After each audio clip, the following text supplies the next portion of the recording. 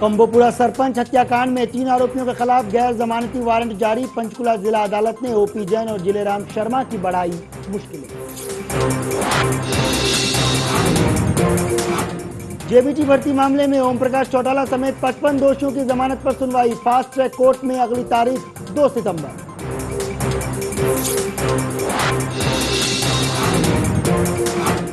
गीतांजलि के बच्चों की कस्टडी मामले में 16 सितंबर को होगी सुनवाई। पंचकुला जिला अदालत ने रवनीत गर्ग के वकील को 16 सितंबर तक जवाब देने को कहा। हरियाणा टीचर भर्ती बोर्ड मामले में पंजाब हरियाणा हाईकोर्ट में सुनवाई आज। बोर्ड के गठन को लेकर दायर अर्जी पर होगी सुनवाई।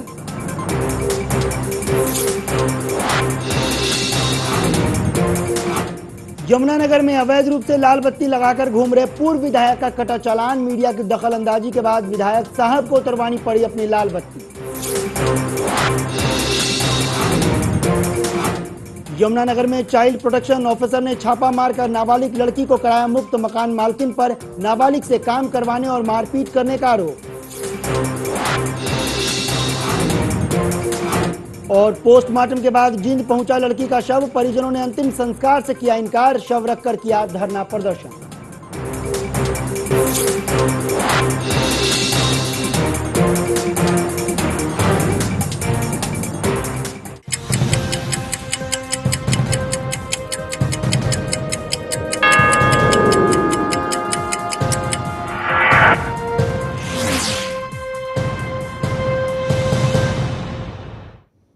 नमस्कार, 4 बजे की बुलेटिन में स्वागत है आपका। मैं हूं अविनाश। अब खबरें तफसील से। कंबोपुरा सरपंच हत्याकांड में तीनों आरोपियों की मुश्किलें अब बढ़ गई है। आरोपियों के खिलाफ जिला अदालत ने गैर जमानती वारंट जारी किया है। गौरतलब है कि इस हत्याकांड में पूर्व मंत्री ओपी जैन और उनके पीए के साथ जिलेराम शर्मा आरोपी हैं।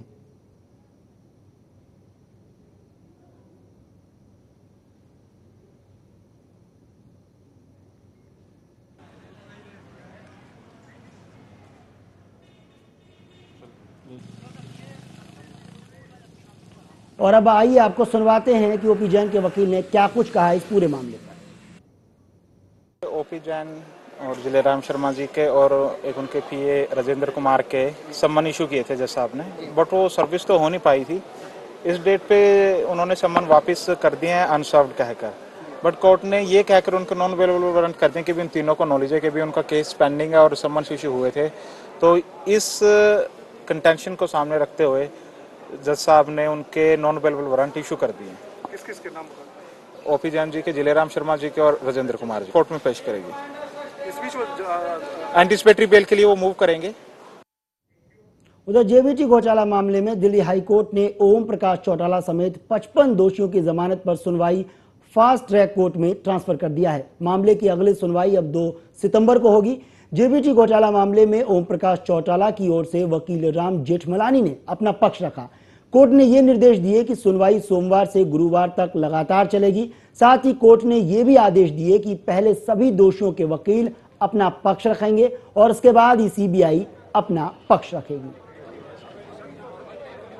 तो जेबीटी घोटाला मामले में दिल्ली हाई कोर्ट में आज सुनवाई थी और इसमें ओम प्रकाश चौटाला समेत 55 दोषियों की जमानत पर सुनवाई फास्ट ट्रैक कोर्ट में ट्रांसफर कर दिया है। अब इस मामले की अगली सुनवाई 2 सितंबर को होगी और कोर्ट ने यह निर्देश दिए हैं कि सुनवाई सोमवार से गुरुवार तक लगातार चलेगी। साथ ही कोर्ट ने यह भी आदेश दिए हैं कि पहले सभी दोषियों के जो वकील हैं वो अपना पक्ष रखेंगे और उसके बाद ही सीबीआई अपना पक्ष रखेगी।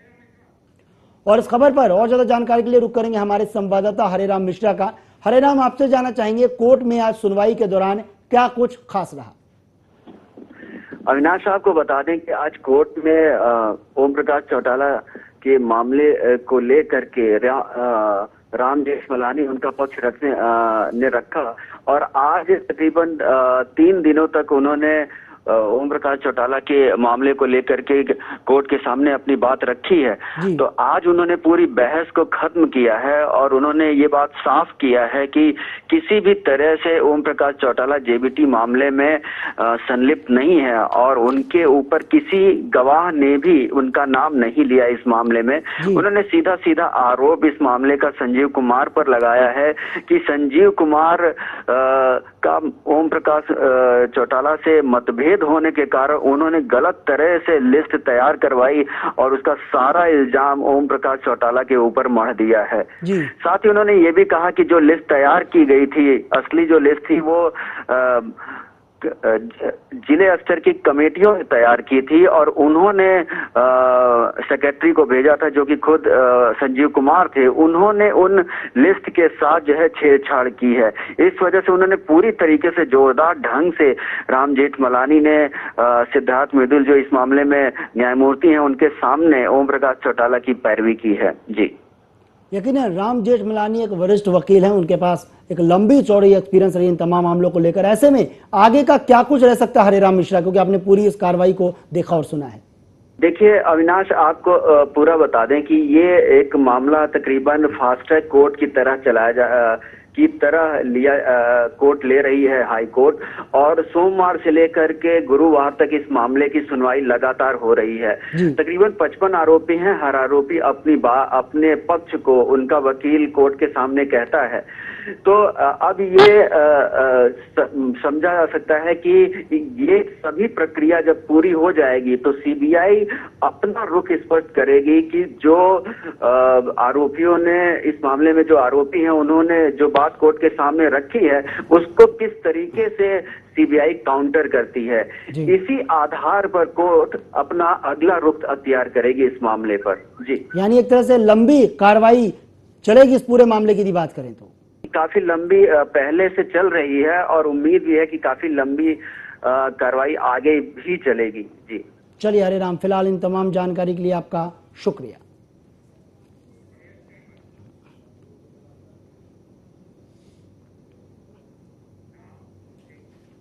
उधर जिंद रेप मर्डर मामले में शव का तीसरी बार एम्स में पोस्टमार्टम किया गया। शव को पोस्टमार्टम के बाद जिंद भेजा गया, जहां धरने पर बैठे लड़की के परिजनों ने अंतिम संस्कार से साफ तौर से इनकार कर दिया। आज पोस्टमार्टम की रिपोर्ट आने वाली है। लड़की के परिजन सिविल अस्पताल में शव रखकर सरकार के खिलाफ विरोध प्रदर्शन कर रहे हैं।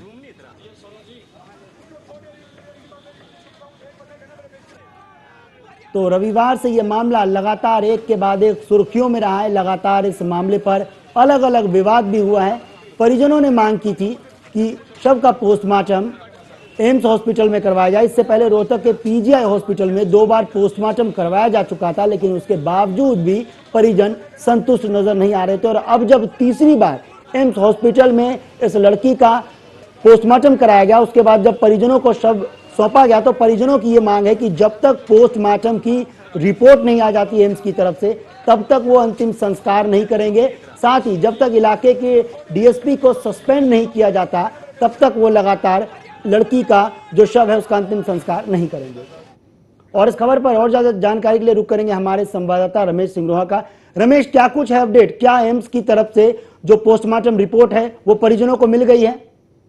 ये अविनाश, अभी तक यहाँ पर पोस्टमार्टम रिपोर्ट नहीं पहुंची है और परिजन क्या जितने भी धरने पर लोग बैठे हैं सभी को बेसब्री से इसी बात का इंतजार है कि कब पोस्टमार्टम रिपोर्ट पहुंचे और उसमें क्या खुलासा होने वाला है। लेकिन उससे पहले इन लोगों ने आज सुबह अपनी मांगों थी उनमें ये दोहरा दिया था कि जब तक सरकारी नौकरी, मुआवजा और डीएसपी के खिलाफ कार्रवाई नहीं होती वो शव का अंतिम दाह संस्कार करने वाले नहीं है। रमेश, जिस तरह से जानकारी आ रही थी तकरीबन 2 बजे के आसपास जो है जो परिजनों ने वकील अपॉइंट किया है एम्स में, वो वकील वहां से जाकर मेडिकल रिपोर्ट लेंगे। तो आखिर देरी क्या वजह बताई जा रही है? क्या कुछ जानकारी निकल कर आ पा रही है इस बाबत? जी देखिए, जो एम्स से सूचना मिली है उसके अंदर यही पता चलता है कि डॉक्टर जो बंद लिफाफे में पोस्टमार्टम रिपोर्ट है वो जिन के पुलिस अधिकारियों को भेजेंगे और उसके बाद पुलिस अधिकारी यहाँ पर रिपोर्ट देंगे। इसके पीछे क्या काम रहे हैं ये खुलासा अभी तक नहीं किया है, लेकिन डॉक्टरों ने इतना कंफर्म अवश्य कर दिया है कि बंद लिफाफे में पोस्टमार्टम रिपोर्ट जिन भेजी जाएगी। तो ऐसे में परिजनों तक कब तक ये रिपोर्ट पहुंच पाएगी और कितना टाइम लगेगा? क्या कुछ इस बारे में पुलिस अधिकारी कोई जानकारी दे पा रहे हैं, कोई सटीक जानकारी? जी नहीं, अब पुलिस अधिकारी और प्रशासनिक अधिकारी इस बारे में कुछ नहीं बोल रहे हैं जी। और परिजन है वो बेसब्री से इंतजार कर रहे हैं पोस्टमार्टम रिपोर्ट का, कब पहुंचेगी, कैसे पहुंचेगी, इसका खुलासा भी अभी तक यहाँ पर नहीं हुआ है। धरना स्थल पर इस बात से थोड़ा सा आक्रोश भी बढ़ रहा है कि आखिरकार पोस्टमार्टम रिपोर्ट को बंद लिफाफे में क्यों भेजा जा रहा है।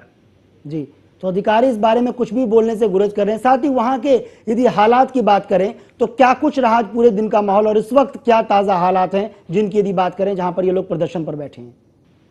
जी देखिए, यहाँ पर काफी तनावपूर्ण माहौल हो चुका है, क्योंकि कल तक यहाँ के लोकल जो दलित वर्ग के लोग थे वही आते थे। आज यहाँ से पूरे हरियाणा से दलित वर्ग के लोग आने लगे हैं। तो कल एक छोटा सा धरना था, आज विशाल जनसभा में बदलता जा रहा है जी।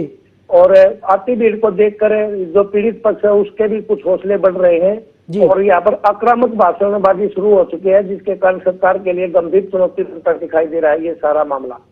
रमेश, एक और जानकारी मिल रही थी कि कल जिंद में बंद का आह्वान किया जा सकता है इसी विरोध को लेकर, इस बारे में क्या कुछ जानकारी है? क्या कल जिंद में बंद का आह्वान किया जाएगा? इस बारे में फैसला ले लिया गया है अभी तक? जी अविनाश, देखिए इन धरने पर बैठे लोगों ने आज जिंद बंद का आह्वान किया था, लेकिन इनको सफलता नहीं मिली होगी और हो सकता है इसलिए उन्होंने आज कह दिया कि वो पोस्टपोन कर रहे हैं। और मुझे उम्मीद नहीं लगती कि कल भी जिंद बंद की इनको सफलता मिल पाएगी या ये आह्वान दोबारा करेंगे, क्योंकि हवा का रुख अपनी तरफ ना देख शायद इन्होंने ये पोस्टपोन कर दिया। चलिए रमेश, फिलहाल इन तमाम जानकारी के लिए शुक्रिया। तो परिजनों को अभी तक एम्स की तरफ से जो पोस्टमार्टम की रिपोर्ट है वो नहीं मिल पाई है और अब ये जानकारी निकलकर सामने आ रही है, जो सूत्रों से जानकारी मिल रही है कि एम्स के तरफ से एक बंद लिफाफे में ये रिपोर्ट पहले जिंद पुलिस प्रशासन को जाएगी, उसके बाद ये जो पोस्टमार्टम की रिपोर्ट है वो परिजनों को सौंपा जाएगा। वहीं यदि जिंद की बात करें तो परिजन लगातार धरने प्रदर्शन पर बैठे हुए हैं। यहाँ लोगों, आसपास के लोग भी जो है इस प्रदर्शन में शामिल हो रहे हैं। फिलहाल जिंद में तनाव की स्थिति है और परिजन को बेसब्री से इंतजार है इस पोस्टमार्टम रिपोर्ट का।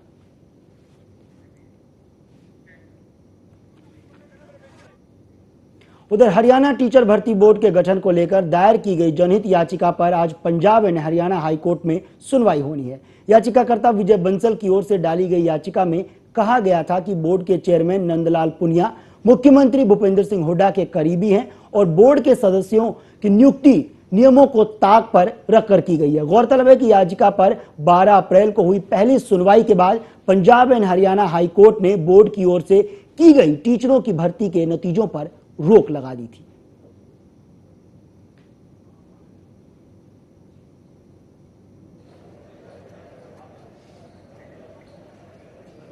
तो हरियाणा टीचर भर्ती बोर्ड के गठन को लेकर एक जनहित याचिका पर आज पंजाब एंड हरियाणा हाईकोर्ट में सुनवाई थी और ये याचिकाकर्ता विजय बंसल ने ये याचिका डाली थी।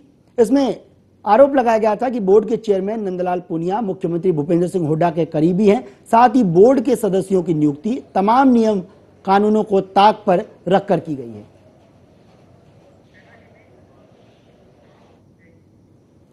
अब उधर बात करेंगे गीतांजलि के बच्चों के कस्टडी के मामले की। गीतांजलि के बच्चों की कस्टडी मामले में पंचकुला जिला अदालत ने सीजीएम रवनीत गर्ग के वकील को 16 सितंबर तक जवाब देने को कहा है। वहीं यह मामले की अगली सुनवाई 16 सितंबर को होगी। गौरतलब है कि गीतांजलि के माता पिता ने उसकी दोनों बेटियों की कस्टडी के लिए पंचकुला जिला अदालत में याचिका दायर की थी। पिछली सुनवाई 27 अगस्त को हुई थी, जिसमें गीतांजलि के पति रवनीत गर्ग पेश नहीं हुए थे। तो आज रवनीत गर्ग के वकीलों ने यह दलील दी कि फिलहाल वो इस मामले पर पूरे जांच जो प्रक्रिया है उसमें सहयोग कर रहे हैं, लिहाजा उन्हें थोड़ा वक्त चाहिए और अब अगले सुनवाई के बाद ये स्थिति साफ हो पाएगी कि गीतांजलि की जो दोनों बेटियां हैं उसकी कस्टडी उनके पति रवनीत गर्ग के पास रहेगी या फिर उन बच्चों की कस्टडी जो है वो गीतांजलि के माता पिता को सौंपी जाएगी।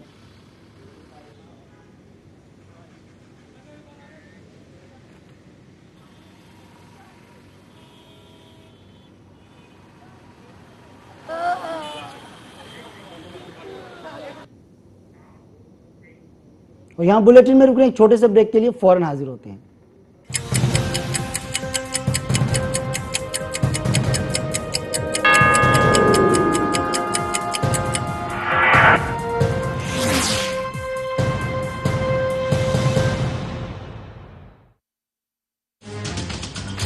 भ्रष्टाचार, महंगाई, घोटाले, गुंडागर्दी, कुशासन, आज तक यही कुछ तो दिया है नेताओं ने। भविष्य का नेता कैसा हो, देखिए कार्यक्रम एमएलए हो तो ऐसा, सिर्फ खबर अभी तक पर। 65 सालों में खूब दिखा राजनीति का खेल। सरकारें हुई हर मोर्चे पर फेल। गांव शहर बदहाल, हर आदमी का है बुरा हाल। अब और न सहेंगे हम, बदलेंगे राजनीति, बदलेंगे देश प्रदेश। देखिए रोजाना शाम 7:30 बजे बदलेगा देश प्रदेश, सिर्फ खबरें अभी तक पर।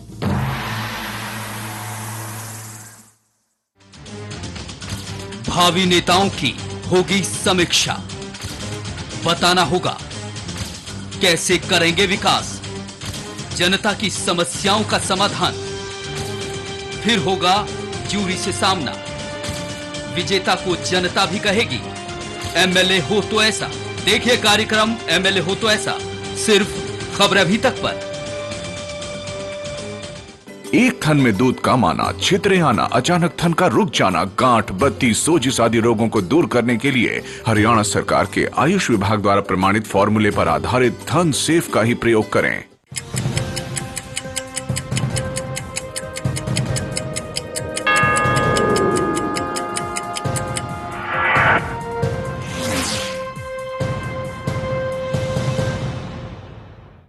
ब्रेक के बाद स्वागत है आपका। बात करेंगे करनाल की। करनाल में डॉक्टर पर हुए हमले के विरोध में पुलिस कार्रवाई से असंतुष्ट डॉक्टर्स ने रोष मार्च निकाला है। इस विरोध प्रदर्शन को सर्व कर्मचारी संघ ने भी अपना समर्थन दिया है। सभी डॉक्टर्स ने पुलिस और हरियाणा सरकार के खिलाफ इस दौरान जमकर नारेबाजी भी की। डॉक्टरों की मांग है कि अगर डॉक्टर पर हुए हमले में सही कार्रवाई नहीं हुई तो प्रदेश के सभी सरकारी डॉक्टर्स हड़ताल पर चले जाएंगे। वहीं कोर्ट ने आरोपी कश्मीरा सिंह को 14 दिन की न्यायिक हिरासत में भेज दिया है, लेकिन इसके बावजूद डॉक्टरों में इस बात को लेकर गुस्सा है और वो लगातार अस्पताल प्रशासन साथ ही सरकार से अपनी सुरक्षा की मांग कर रहे हैं ताकि इस तरह की घटना दोबारा ना दोहराई जा सके। अदरवाइज तो हम वैसे किसी को झूठा नहीं फंसा सकते। राजकुमार का क्या करेंगे? राजकुमार काम कर रहा है उसको तो सजा मिलनी ही चाहिए। जितनी भी धाराएं लगती हैं वो लग के जो भी होना चाहिए वो होगा, लेकिन हम ये चाहते हैं कि हमारे को आगे की सिक्योरिटी भी इंश्योर होनी चाहिए। आगे क्या मेजर्स लिए जाएंगे जिससे हम अपना काम करते हैं, खासकर जब हम नाइट ड्यूटी कर रहे हैं उसमें सेफ्टी फील करें। फायरिंग की गई और उसमें फायरिंग में जो शामिल था एसआई, उसके अगेंस्ट तो जो है उन्होंने एक्शन ले लिया है, लेकिन दूसरा जो यहाँ पे ऑन ड्यूटी कांस्टेबल था उसके अगेंस्ट कोई एक्शन नहीं लिया गया था। सिर्फ आज उसको सस्पेंड किया गया है। सस्पेंशन कोई पनिशमेंट नहीं होती, यही रोष है। समस्त भारतीय पार्टी की हरियाणा प्रदेश अध्यक्ष नीलम अग्रवाल लगातार लोगों से मिलकर उनकी समस्याओं को करीब से समझने की कोशिश कर रही हैं और इसी कड़ी में वे भिवानी पहुंची, जहां उन्होंने पार्टी की युवा महिला जोन के कार्यालय का उद्घाटन किया और साथ ही युवाओं को रोजगार दिलाने का आश्वासन भी दिया।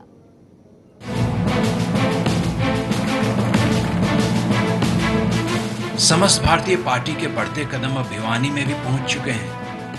भिवानी में समस्त भारतीय पार्टी की युवा महिला जोन ने एक लघु कार्यालय स्थापित किया है, जिसका उद्घाटन पार्टी की प्रदेश अध्यक्ष नीलम अग्रवाल ने किया। आज समस्त भारतीय पार्टी का उद्घाटन हमारी पार्टी के कार्यकर्ता एकता ने यहाँ पे किया है और मैं उनको बधाई देना चाहती हूँ, क्योंकि आज जनता एक विश्वास पाने लग गई है इस पार्टी में। वो चाहती है कि समस्त भारतीय पार्टी का कार्यालय हर गली में, हर क्षेत्र में खुले और ये बहुत अच्छा प्रयास है। उसी सिलसिले में आज हम यहाँ पे इकट्ठे हुए हैं और मैं उन सबको बधाई देना चाहती हूँ जिन्होंने ये कार्य किया है। इस मौके पर नीलम अग्रवाल ने युवाओं को संबोधित करते हुए कहा कि पार्टी का मानना है कि जब तक देश का योग्य युवा बेरोजगार रहेगा तब तक देश तरक्की नहीं कर सकता। उन्होंने कहा कि अगर उनकी पार्टी सत्ता में आई तो रोजगार संबंधी नीतियों को सिर्फ बनाएगी ही नहीं बल्कि उसे लागू भी करेगी। हर युवा को उसकी योग्यता के मुताबिक नौकरी मिलेगी। जिस दिन ये बच्चे अपनी योग्यता के हिसाब से, मैं ये कहना चाहूंगी, ऐसा नहीं कि कोई मेरे साथ काम करता है वो चाहे 10वीं पास है तो ऑफिसर बन के बैठ जाए, लेकिन जो योग्यता होगी, अगर वो ड्राइवर है, चाहे वो ऑफिसर है, चाहे इंजीनियर है, उसको उसके हिसाब से, योग्यता के हिसाब से, बिना सिफारिश, बिना पैसे के अगर योग्य होगा उसको वो सीट, उसको वो नौकरी दिलवाना ये मेरा फर्ज होगा। नीलम अग्रवाल ने युवाओं की महत्वाकांक्षाओं और उम्मीदों को समझते हुए जो वादा किया उससे युवाओं के प्रति पार्टी की प्रतिबद्धता नजर आई। नवीन शर्मा, भिवानी, खबरें अभी तक। वहीं भिवानी के बस स्टैंड पर स्थित राधा स्वामी आश्रम में कृष्ण जन्माष्टमी का पर्व बड़ी धूमधाम से मनाया गया। इस कार्यक्रम में समस्त भारतीय पार्टी की प्रदेश अध्यक्ष नीलम अग्रवाल ने शिरकत की।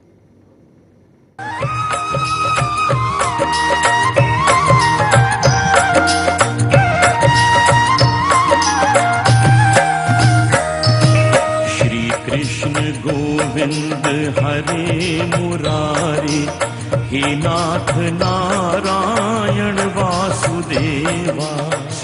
कृष्ण लीला की ये मनमोहक झांकी कृष्ण जन्माष्टमी के अवसर पर आयोजित की गई। बच्चों ने कृष्ण की बाल लीला को बेहद खूबसूरती से पेश किया। भिवानी के बस स्टैंड पर स्थित राधा स्वामी आश्रम में कृष्ण जन्माष्टमी पर्व को खूब धूमधाम से मनाया गया। इस मौके पर मुख्य अतिथि के रूप में समस्त भारतीय पार्टी की प्रदेश अध्यक्ष नीलम अग्रवाल ने शिरकत की और झांकी देखकर खूब सराहा।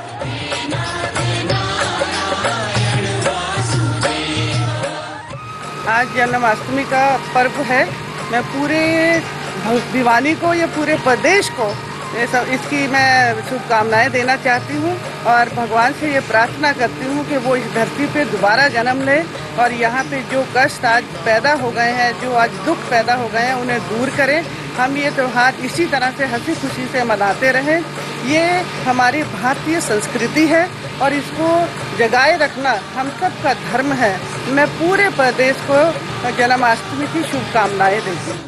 नीलम अग्रवाल ने लोगों को पर्व की बधाई दी और भारतीय संस्कृति को बनाए रखने की गुजारिश की। नवीन शर्मा, भिवानी, खबरें अभी। बढ़ेंगे आगे। जैसे जैसे फूलचंद मौलाना पर पार्टी के भीतर से हमला हो रहा है, वैसे वैसे वे ज्यादा मुखर होते जा रहे हैं। अब उन्होंने दावा किया है कि हलकों का विकास अगर कोई कर सकता है तो वो खुद हैं फूलचंद मौलाना। प्रदेश कांग्रेस के अंदरूनी कलह का शिकार बने फूलचंद मौलाना फ्रंट फुट पर खेलना सीख गए हैं। विरोधियों को चुप करने के लिए वे ज्यादा तीखा बोलने लगे हैं। अब तो उन्होंने यहाँ तक कह डाला कि हलकों का विकास सिर्फ फूलचंद ही कर सकता है। और मौलाना क्षेत्रवासी अब इस बात को समझ गए हैं कि अगर कोई विकास करवा सकता है, अगर कोई देश हल्के का काम कर सकता है, वो फूलचंद मौलाना है और कांग्रेस पार्टी है। बाकी सब फेल हो चुके हैं। पिछले दिनों पार्टी में उन्हें अध्यक्ष पद से हटाने की मांग बुलंद हो रही थी। ऐसे में मौलाना ने साफ कर डाला कि अध्यक्ष के चुनाव का हक सिर्फ सोनिया गांधी के पास है।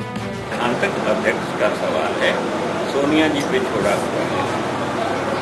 सोनिया जी हमारी अध्यक्ष हैं, ये उनके हाथ की बात है, मेरे हाथ की बात है। लगे हाथ मौलाना ने खाद्य सुरक्षा बिल की भी तारीफ की और यह भी कह डाला कि चुनाव के लिए पार्टी पूरी तरह से तैयार है। कुल मिलाकर मौलाना पूरे कंट्रोल में दिखे। अनिल कुमार, बरारा, खबरें अभी तक। उधर राव इंद्रजीत ने अपने ऊपर जमीन के गैरकानूनी इस्तेमाल के आरोप को सिरे से खारिज किया है। सीएम हुड्डा ने उन पर ये आरोप लगाए थे। इसके जवाब में राव इंद्रजीत ने कहा कि उन्होंने अपनी पुश्तैनी जमीन को यूनिटेक के साथ पूरी तरह से कानूनी डील किया है, यानी कि इस डील में किसी तरह की कोई गड़बड़ी नहीं हुई है, न ही नियमों को ताक पर रखा गया है और न ही डील में जिन नियमों का इस्तेमाल किया जाता है उसके साथ किसी तरह की कोई छेड़छाड़ की गई है।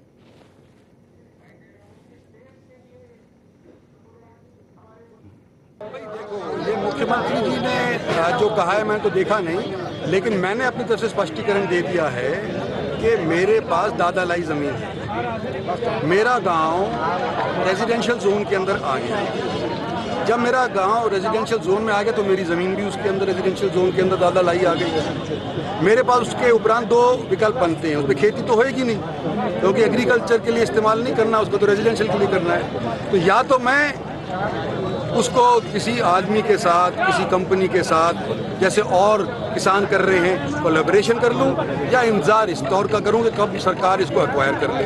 तो एक्वायर करने की निस्बत मैंने अपना अख्तियार इस्तेमाल करते हुए एक यूनिटेक नाम की कंपनी से कोलैबोरेशन कर लिया।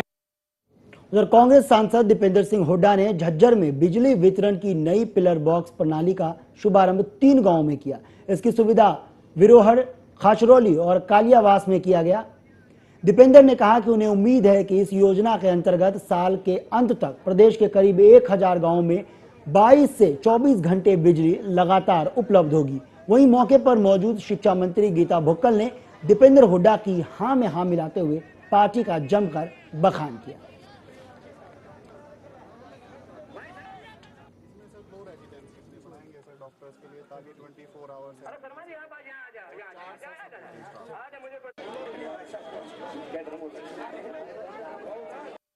एक भी परिवार को लॉस नहीं हुआ।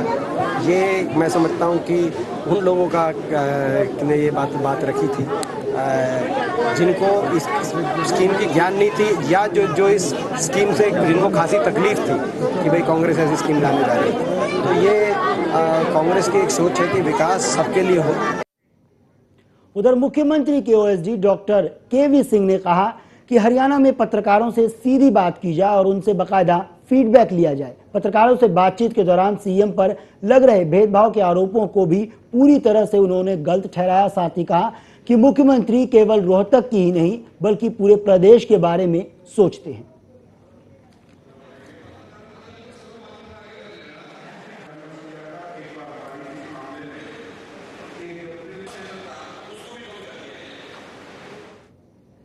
उधर सीएजी ने रॉबर्ट वाड्रा जमीन मामले की जांच से अपने हाथ खड़े कर दिए हैं। नए सीएजी शशिकांत शर्मा ने पत्र लिखकर जांच बंद करने के निर्देश दिए हैं। पूर्व सीएजी विनोद राय ने अशोक खेमका की मांग के बाद यह जांच शुरू की थी, लेकिन जांच की ड्राफ्ट रिपोर्ट तैयार होने के 3 हफ्ते पहले ही जांच फिर बंद हो गई है।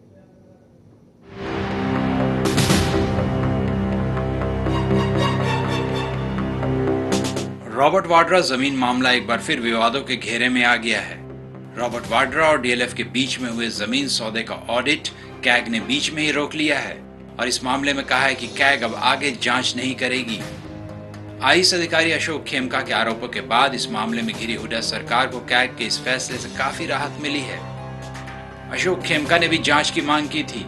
पूर्व कैग निदेशक विनोद राय ने जांच शुरू की थी, लेकिन नए कैग निदेशक शशिकांत शर्मा ने चार्ज संभालते इस मामले की जांच को रोक दिया है। इस बाबत कैग ने जून में हरियाणा सरकार को पत्र लिखकर सूचना दी थी। 3 जून 2013 इस वर्ष के 3 जून 20-22 मई को या 23 मई को विनोद राय जी ने अपना कार्यभार उनका खत्म हुआ। नए शशिकांत शर्मा जी ने, नए सैग ने अपना कार्यभार संभाला और 10 दिन के अंदर अंदर उन्होंने ये सारी ऑडिट कॉल ऑफ कर ली। शशिकांत शर्मा के इस फैसले ने उनकी भूमिका पर सवालिया निशान लगा दिया है।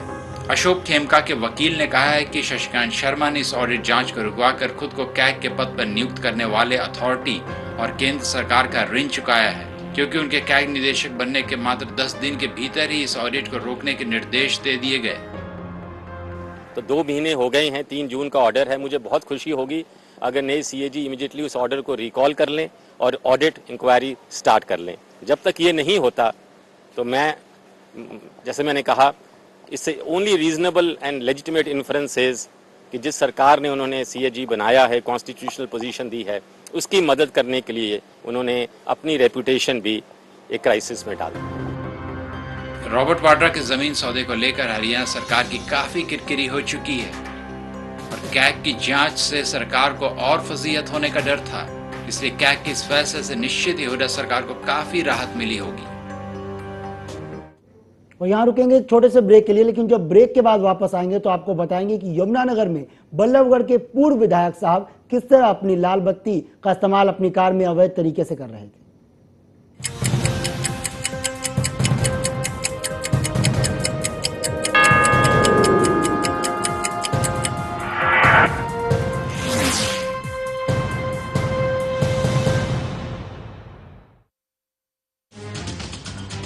अगर आप बनना चाहते हैं विधायक तो एमएलए हो तो ऐसा कार्यक्रम में भाग लें। चैनल भिवानी जिले के 5 हलकों से आवेदन आमंत्रित करता है। भिवानी, चरखी-दादरी, लोहारू, तोशाम, बाढ़डा। प्रदेश के अन्य हलकों के लोग चैनल के आमंत्रण पर ही आवेदन करें। आवेदन की आखिरी तारीख 5 सितंबर 2013 है।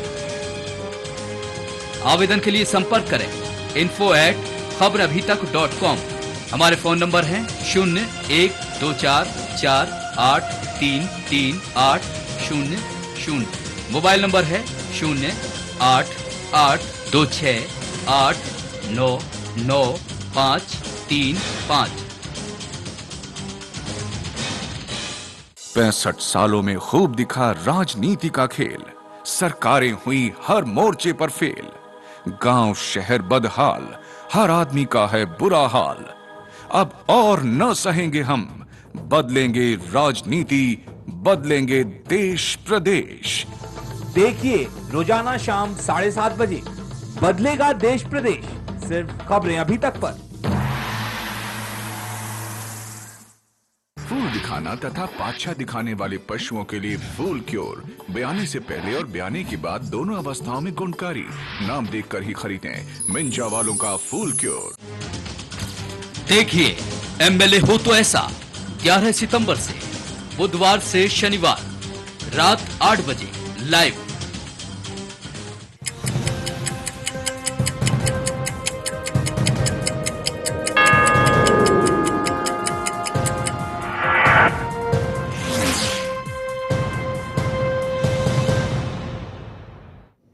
ब्रेक के बाद स्वागत है आपका। बात करेंगे यमुनानगर की।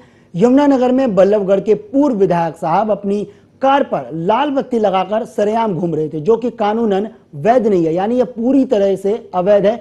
वहीं से लेकर जब मीडिया ने दखल अंदाजी की तो उसके बाद पुलिस ने कार्रवाई करते हुए पूर्व विधायक साहब का चालान काटा और उनकी लाल बत्ती भी गाड़ी से उतरवाई। जरा गौर से देखिए इन साहब को और इनकी कार पर लगी लाल बत्ती को। ये लाल बत्ती इनकी वीआईपी होने का सबूत दे रही है। लेकिन अब जरा ये तस्वीरें भी देखिए जब ये जनाब अपनी लाल बत्ती को रुमाल से छिपा रहे हैं। दरअसल ये साहब बल्लभगढ़ के पूर्व विधायक योगेश चंद्र शर्मा हैं, जिन्होंने अवैध तरीके से अपनी कार की शोभा बढ़ाने के लिए लाल बत्ती लगा रखी थी।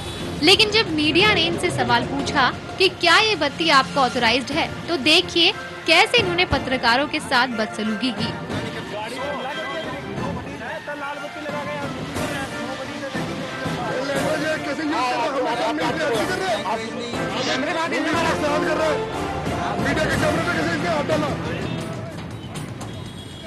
काफी मशक्कत करने के बाद जब मीडिया के लोगों को नेताजी नहीं समझा पाए तो ये साहब ट्रैफिक पुलिस को मनाने की जुगत में लग गए। लेकिन जब ट्रैफिक पुलिस भी नहीं मानी तो फिर इनकी कार के कागजों की चेकिंग की गई, जिसमें पता चला कि ये लाल बत्ती इनकी कार के लिए ऑथराइज्ड थी ही नहीं। इसके बाद पूर्व विधायक जी की कार का चालान काट दिया गया। ये ऐसी सूचना मिली थी कि एक जो गाड़ी है, गाड़ी की जो फरीदाबाद की गाड़ी है, जो रेड लाइट यूज़ करी, जबकि उसको ऑथराइज नहीं है। तो मैंने उसके आगे डॉक्यूमेंट्स चेक करे, उनको एक्चुअल में ही ऑथराइज नहीं थी, लेकिन उन्होंने रेड लाइट यूज़ कर रहे थे, तो मैंने उनका रेड लाइट का चालान कर दिया। अवैध लाल बत्ती लगाने का ये कोई पहला मामला नहीं। इससे पहले भी प्रदेश पुलिस ने ऐसी कई गाड़ियों का चालान काटा है जिनमें फर्जी लाल बत्तियां लगी होती हैं। लेकिन इस तरह से सरेआम नियमों की अनदेखी चिंता का विषय है। यमुनानगर से रविंद्र साहनी के साथ ब्यूरो रिपोर्ट, खबरें अभी तक। और इस खबर पर और ज्यादा जानकारी के लिए रुक करेंगे हमारे संवाददाता कुमार रमेश का। रमेश, आपसे जानना चाहेंगे आखिर मीडिया की दखल अंदाजी के बाद ही कार्रवाई क्यों की गई, जबकि इसके बारे में सुप्रीम कोर्ट और चंडीगढ़ हाई कोर्ट ने बाकायदा एक दिशा निर्देश जारी किए हुए हैं कि किन लोगों को लाल बत्ती का इस्तेमाल करना है। सबसे बड़ी बात मैं बताऊं आपको कि ये जो है एक्स-एमएलए है योगेश चंद्र शर्मा जी, जिन्होंने अपने 1987 में एक बार ये विधायक बने। उसके बाद इनको विधायक का पद नसीब नहीं हुआ, लेकिन वो जो नशा है लाल बत्ती का, विधायक का जो नशा है, वो शायद अभी तक इनके उतरा नहीं है। और वो लाल बत्ती लगा करके दूसरे जिले में तथा गाँव में जाकर के घूमते हैं। और इन्होंने एक Lokpal Mahatma Gandhi national rural employment guarantee act के तहत एक लोकपाल का स्टिकर भी लगा रखा था, जो कहते हैं कि हम नरेगा के तहत चेकिंग करते हैं और इसलिए जाते हैं वहां पर। लेकिन सबसे बड़ी बात है, अब ये भी जांच का विषय है कि क्या वाकई ये लोकपाल वाले इसमें आते हैं कि नहीं आते हैं। लेकिन जिस कदर ये लाल बत्ती लगा के इधर उधर घूम रहे थे, वो वाकई गलत है। और उस तरीका जो है लगाने का वो जो उनका सिस्टम था वो भी ठीक नहीं था। इसलिए जब पत्रकारों ने पूछा तो वो मीडिया पे भड़क गए, बोलते आप कौन से ऑथराइज हैं, आपको किसने अथॉरिटी दी पूछने की। तो हमने यही कहा कि हम ऑथराइज की बात जो आप कर रहे हैं, हम जनप्रतिनिधि हैं, बिल्कुल कि आप गलत तरीके से लाल बत्ती लगा के इधर उधर घूम रहे हैं और ये वाकई मिलना है।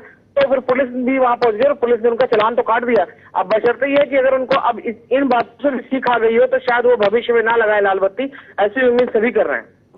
रमेश, क्या यमुनानगर में इसके अलावा भी इस तरह के मामले सामने आते हैं? क्योंकि अक्सर देखा जाता है ये प्रदेश भर में के साथ साथ पूरे देश भर में इस तरह की घटना देखने को मिलती है कि जिन्हें लाल बत्ती अथोराइज नहीं है बिल्कुल, लेकिन उसके बावजूद अपना रुतबा, अपनी दबंगई दिखाने के लिए अक्सर नेता अपनी कारों पर, लग्जरी गाड़ियों पर लाल बत्ती का इस्तेमाल करते हैं।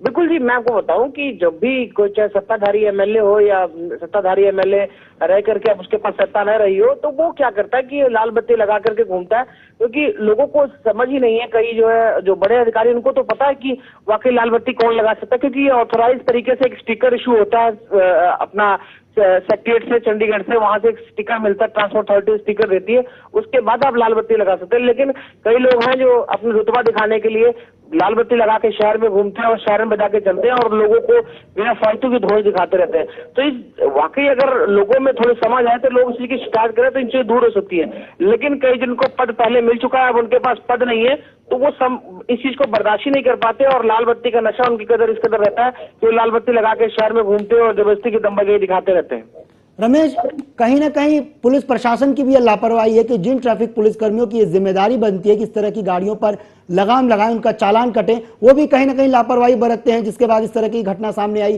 कि शहर में घूम रहे थे, अधिकारियों को जानकारी नहीं है। मीडिया ने जब इस पूरे मामले में दखल अंदाजी की तब जाकर पुलिस वालों ने इस पूरे मामले पर कार्रवाई की।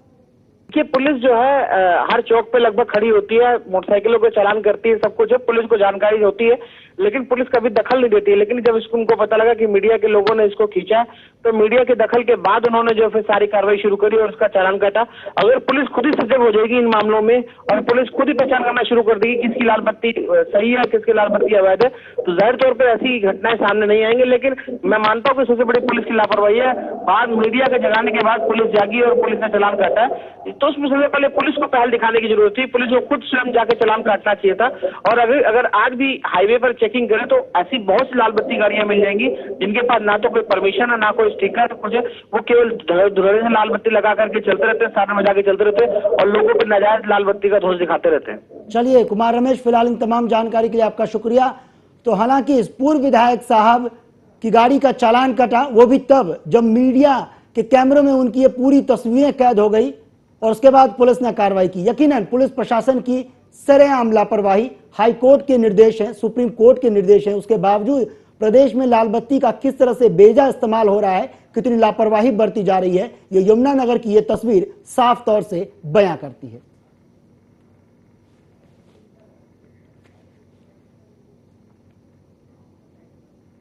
उधर यमुनानगर में चाइल्ड प्रोटेक्शन ऑफिसर ने छापामारी कर 10 वर्षीय मासूम लड़की को एक घर से मुक्त कराया। मकान मालिकिन पर बच्ची को घर में रखकर उससे जबरन काम करवाने और उसके साथ मारपीट करने का आरोप लगा है।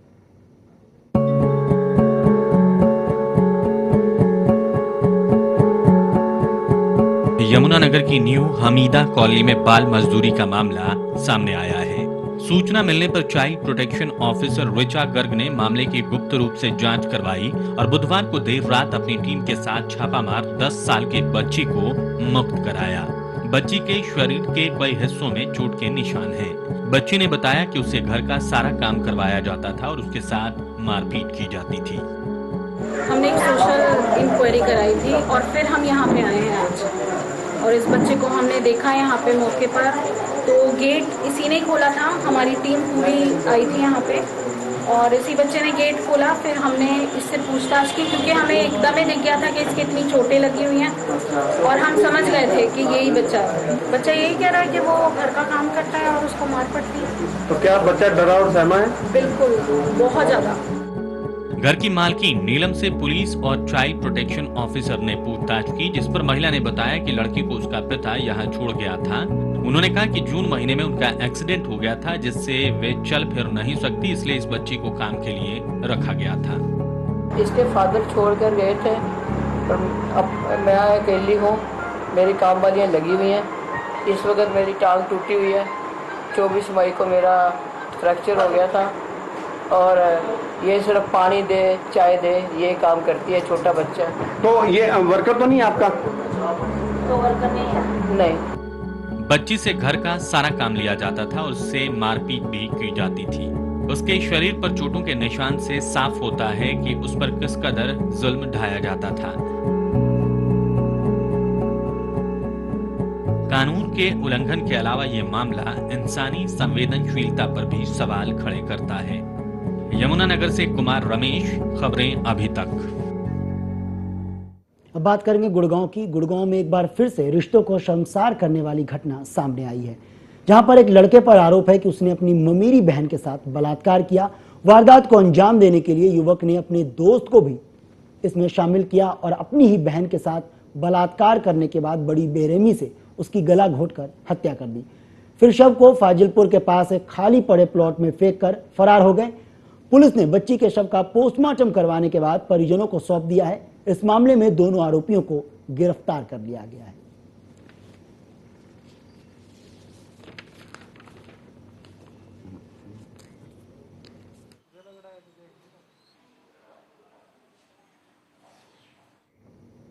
उधर होडल के खाम्बी रोड पर एक 6 साल की बच्चे की सड़क दुर्घटना में मौत हो गई।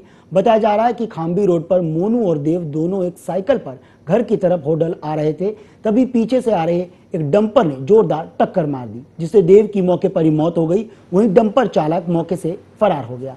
फिलहाल पुलिस ने डंपर चालक की तलाश शुरू कर दी है।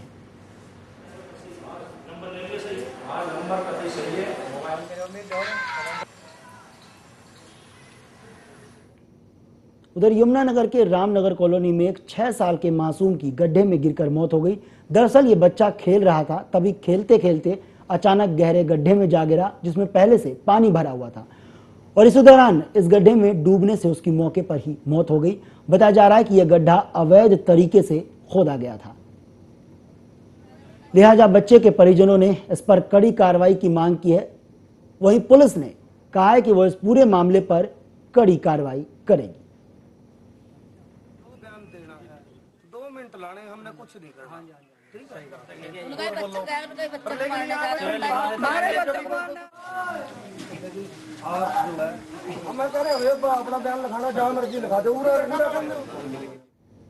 उधर झज्जर के गांव सुलोधा में जन्माष्टमी के दिन 2 युवकों की तालाब में डूबने से मौत हो गई। रात को दोनों युवक अचानक लापता हो गए थे। जब गांव वालों ने ढूंढा तो पता चला कि दोनों का शव गांव के तालाब में पड़ा है। बाद में परिजनों ने आनफान में युवकों को अस्पताल भी ले गए, लेकिन तब तक बहुत देर हो चुकी थी। फिलहाल पुलिस इस पूरे मामले की जांच कर रही है।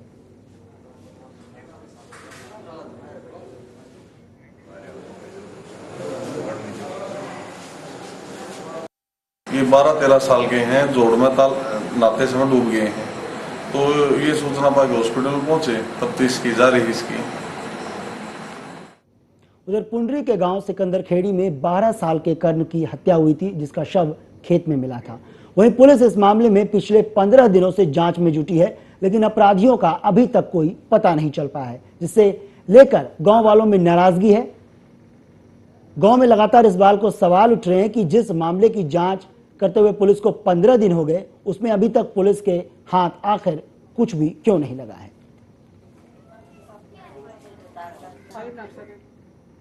हरियाणा बीज विकास निगम के बीज संसाधन केंद्र में बिना अनुमति के बोरे में भरे जा रहे गुणवत्ता रहित गेहूं के बीज का पर्दाफाश हुआ है। उपायुक्त डॉक्टर जे.के. गणेशन की अगुवाई में आई पुलिस टीम ने मौके पर छापेमारी की और ठेकेदार के कारिंदों को पुलिस ने गिरफ्तार कर लिया। ये है हरियाणा के बीज निगम का कार्यालय, जहां धड़ल्ले से गुणवत्ता रहित गेहूं के बीजों की पैकिंग का काम चल रहा है और जब ठेकेदार के कारिंदों से इस बाबत पूछना चाहा तो वो मौके से भाग खड़े हुए, लेकिन इससे पहले कि वो भाग पाते उन्हें पकड़ लिया गया। वहीं शिकायतकर्ता बीज उत्पादक भरत सिंह ने बताया कि उन्होंने इस बारे में उपायुक्त को शिकायत दी थी और जांच की मांग भी की थी, लेकिन कार्रवाई नहीं हुई। भरत ने यह भी बताया कि जो बीज कट्टों में भरे जा रहे हैं वो घटिया क्वालिटी के हैं, उसमें कीड़े भी लग गए हैं। मैं जी आज मेरे चने की फाइनल पेमेंट करने के बारे आया था जी, तो यहाँ आकर देखा कि ये जो कनक का ढेर लगा हुआ है ये पिछले साल का बीज है, इसको कीड़ा लगा हुआ है और ये गैर कानूनी ढंग से इसको मंडी से किसी सेठ का ये पावर फैन लाकर साफ कर रहे हैं और दोबारा उन्हीं कट्टों में भर रहे हैं। उप कृषि निदेशक अमरजीत कुल्हाड़िया ने बताया कि उपायुक्त के आदेशों के बाद बीज विकास केंद्र पर छापा मारा गया है। साथ ही उन्होंने माना कि बिना अनुमति के और बिना किसी सक्षम अधिकारी की मौजूदगी में बीज भरा जा रहा था। शिकायत मैं जो है अपने दफ्तर में बैठा था और डी साहब ने कहा कि वहाँ जो है ना कोई बीज का मामला है, आप जाके चेक करो, क्योंकि मैं लाइसेंसिंग अफसर हूँ इस प्रांगण का, तो इस अधिकाररत मैं यहाँ आया हूँ और मैंने मेरे सीड इंस्पेक्टर को बुला रखा है। वो आके इस मामले को सवेरे मैं भी साथ आऊँगा, इस किसान को बुला रखा है और सारी कार्रवाई को जो है विधिवत ढंग से नियमानुसार कार्रवाई। वहीं तहसीलदार एवं ड्यूटी मजिस्ट्रेट ओपी बिश्नोई ने बताया कि बीज भरने में गलत तरीका इस्तेमाल किया जा रहा था। शिकायत के आधार पर कार्रवाई की जाएगी। उसमें डीडी साहब भी आए हुए थे, मैं भी यहाँ पहुँच चुका हूँ और हमने जो है जांच पड़ताल जारी है इसकी। जो जैसे रिजल्ट आएगा आपको बता दिया जाएगा। अभी जो है मुख्य अधिकारी जो है, जो जिम्मेवार अफसर है, वो यहाँ पर नहीं है मौजूद।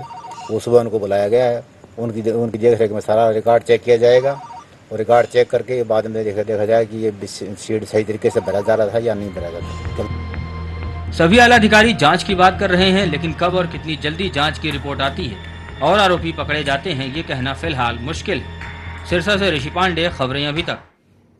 उधर यमुनानगर की पॉश कॉलोनी में पार्क नवीनीकरण के नाम पर बड़ी धांधली का मामला सामने आया है। नवीनीकरण के नाम पर पहले तो पार्क के बहुत से पेड़ काट दिए गए और बाद में उन्हें आधे पौने दाम पर बेच भी दिया गया। निगम इंजीनियर, ठेकेदार सहित कई लोगों पर इस धांधली का आरोप लगाया गया है। फिलहाल विजिलेंस ने मामले की जांच शुरू कर दी है। तो पार्क के नवीनीकरण के नाम पर ही बड़ी धांधली का मामला सामने आया। पहले तो पार्क के बहुत से पेड़ों को काटा गया, उसके बाद उन्हें आधे पौने दामों पर बेच भी दिया गया और इस पूरे जो गोरख धंधा है, जो धांधली का है आरोप, वो इंजीनियर और ठेकेदार सहित कई लोगों पर आरोप लगाए। फिलहाल विजिलेंस ने इस पूरे धांधली के मामले की जांच शुरू कर दी है।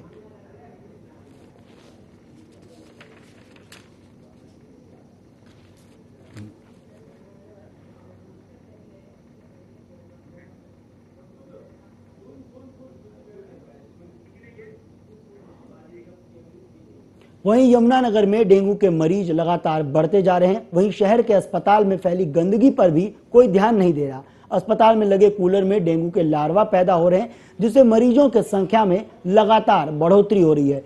वहीं हालांकि प्रशासन ये दावा कर रही है कि डेंगू की बीमारी से निपटने के लिए पुख्ता इंतजाम कर लिए गए हैं।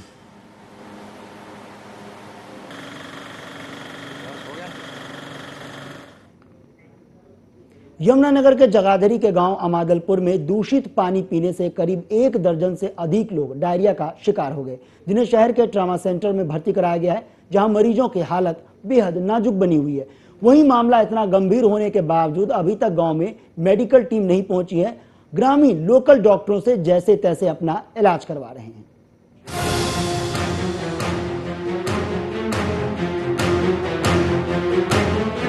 यमुनानगर जिले के जगाधरी अस्पताल में उस समय हड़कंप मच गया जब डायरिया के करीब 1 दर्जन से भी ज्यादा मरीज इलाज के लिए अस्पताल पहुंचे। ग्रामीणों की माने तो दूषित पानी पीने से इलाके के लोग डायरिया की चपेट में आए हैं। हमको पानी नहीं मिलता जी, जब भी टूट आती है हम फटाफट अपने बर्तन भरते हैं। हमको ये नहीं मालूम होता इसमें क्या है क्या नहीं है। हमको तो पानी भरना है, खाना पकाना है, तो इसलिए हम तो उसी पानी का यूज करते हैं। कल से पानी बंद है, जो आदमी ने नहीं पिया वो तो बच गए, जिन्होंने परसों पी लिया वो तो बिना हॉस्पिटल के ठीक नहीं हो रही है। हर घर में से कोई न कोई मेंबर बीमार है। तो क्या कोई वहाँ प्रशासन द्वारा कोई टीम भेजी गई है डॉक्टरों की गाँव में या नहीं? नहीं, अभी तक कोई टीम नहीं भेजी गई और जो टुंटी में से पानी जा रहा है ना, उसमें दवाई डाल दी और कल से टुंटी का पानी बंद कर दिया गया। ग्रामीणों की माने तो पिछले कई दिनों से गाँव में पीने के स्वच्छ पानी की समस्या बनी हुई है, लेकिन प्रशासन इस पर कोई कदम नहीं उठाया, जिसकी वजह से डायरिया ने पूरे गांव को अपनी चपेट में ले लिया है।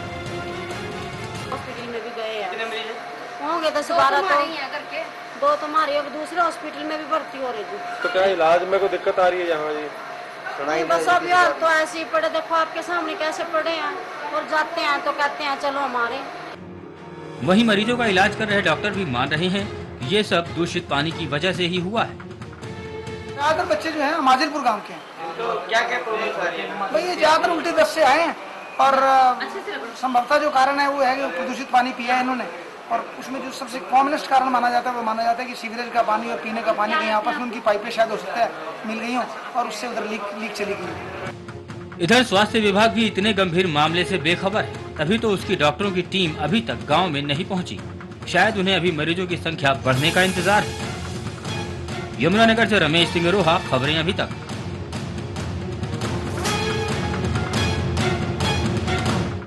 बात करेंगे टोहाना की। टोहाना में अवैध कॉलोनियों को हटाने के लिए जिला योजनाकार ने पीला पंजा चलाने का आदेश दे दिया है, लेकिन जब उप तहसीलदार और पटवारी मौके पर पहुंचे तब लोगों ने इस कार्रवाई का जमकर विरोध किया, जिसके चलते प्रशासन को सड़क और दीवारों को तोड़कर ही वापस लौटना पड़ा।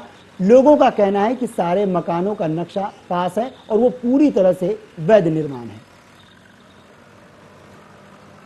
हालांकि जिला योजनाकार ने पीला पंजा चलाने का आदेश दे दिया था, लेकिन जब उप तहसीलदार और पटवारी मौके पर पहुंचे तब लोगों ने इस कार्रवाई का जमकर विरोध किया। लिहाजा प्रशासन को सिर्फ सड़कें और दीवारों को तोड़कर ही वापस लौटना पड़ा।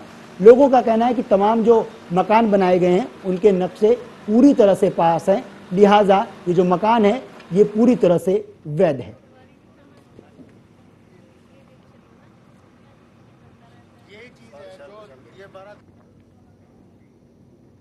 अब जिंद के लोगों के लिए खुशखबरी, लुधियाना शताब्दी एक्सप्रेस अब जिंद में भी रुकेगी। ये ट्रेन अब से हफ्ते में 7 दिन चलेगी और जिंद के रेलवे स्टेशन पर भी इसका ठहराव होगा।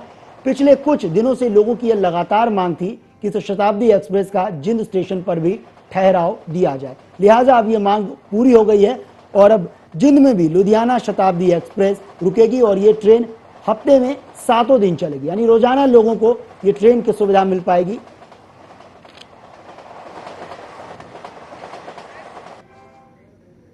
अब बात करेंगे कुछ खेल की खबरों की। भिवानी की झोली में एक और मेडल उस वक्त जुड़ गया जब वहां की महिला मुक्केबाज कविता चहल ने इंटरनेशनल बॉक्सिंग की दुनिया में अपना दमखम दिखाया। चरखी दादरी के नीमड़ी गांव की इस बेटी कविता ने आयरलैंड में हुई इंटरनेशनल बॉक्सिंग चैंपियनशिप में मेडल जीतकर न केवल देश का नाम रोशन किया बल्कि अर्जुन अवार्ड के लिए भी अपना नाम शामिल कर लिया है।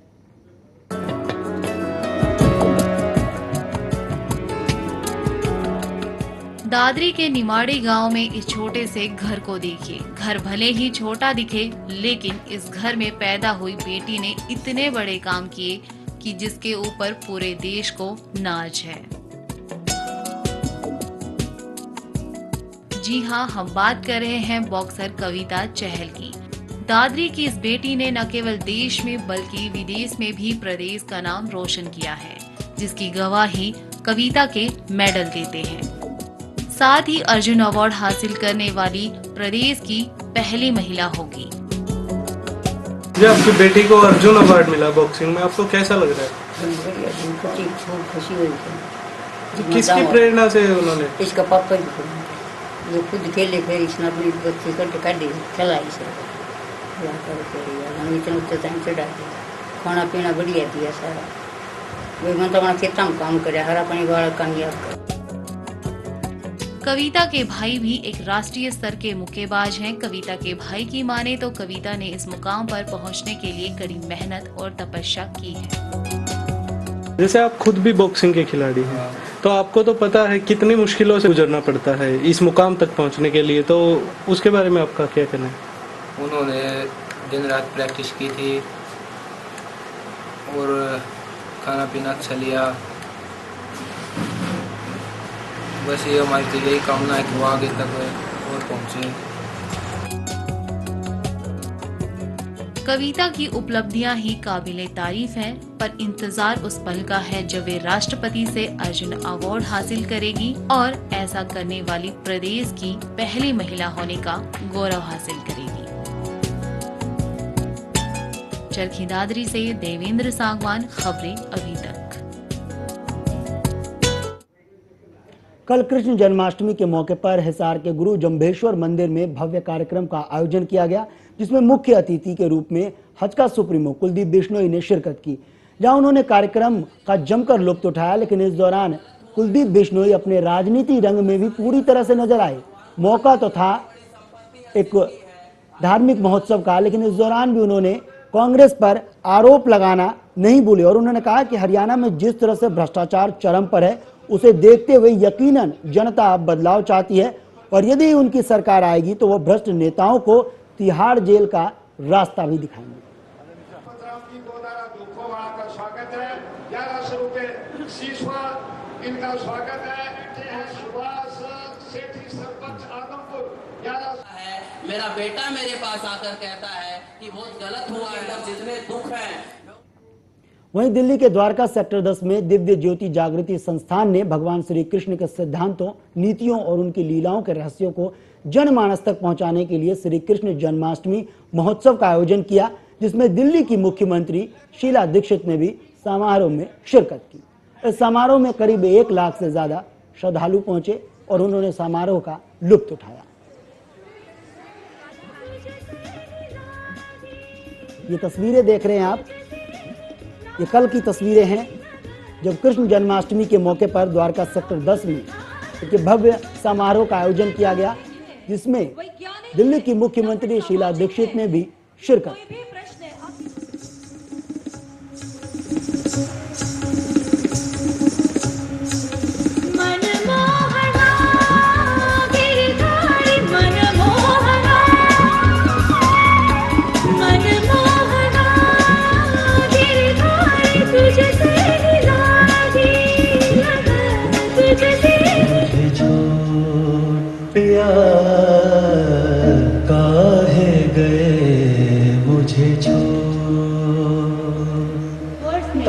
जिस अर्जुन की बात की गई है, he is the man of action.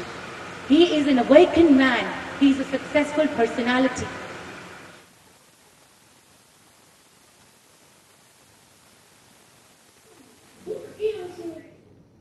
तो इस बुलेटिन में फिलहाल मेरे साथ इतना ही। मुझे दीजिए इजाजत। प्रदेश की तमाम अहम खबरों के लिए आप देखते रहिए खबरें अभी तक। नमस्कार।